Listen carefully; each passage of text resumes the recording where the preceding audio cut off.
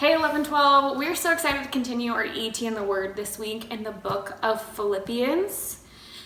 Philippians is known as the coffee mug book because there's so many dang verses from Philippians that get put on a coffee mug.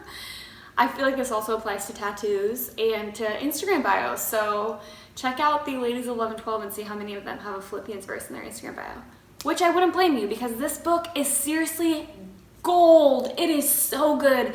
There is so much goodness packed into 4 chapters, and we're going to tackle all 4 of those this week. So please be engaging in this word with us. I think something that's really easy to happen when we kind of have these verses that sound really beautiful is that we can honestly take them out of context. Like in Philippians 4, it says, "I can do all things in Christ, through Christ who strengthens me."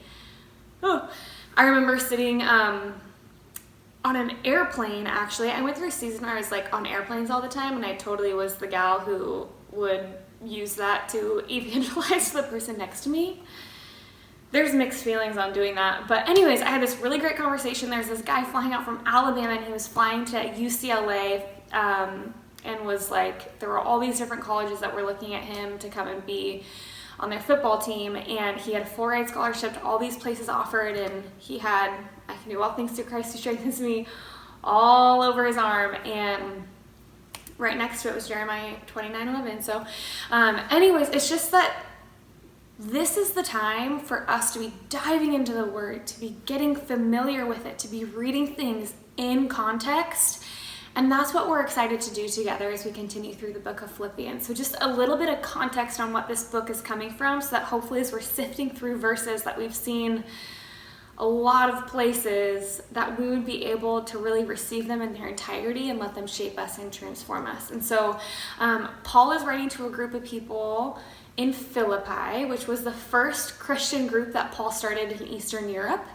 And this group of people had sent Paul's writing from prison, they had sent Paul a chunk of money and some resources with a man who's named in the book. I think it's like Epaphroditus or something like that.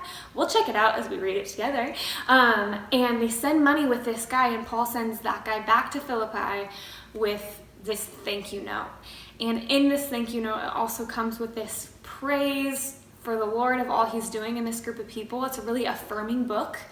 And then also, man, this book is packed in with this concept that as we have now given our lives to Jesus, as we have now surrendered our lives to the one who really is Lord, as we now worship the King of Kings in Jesus, he has our entire life.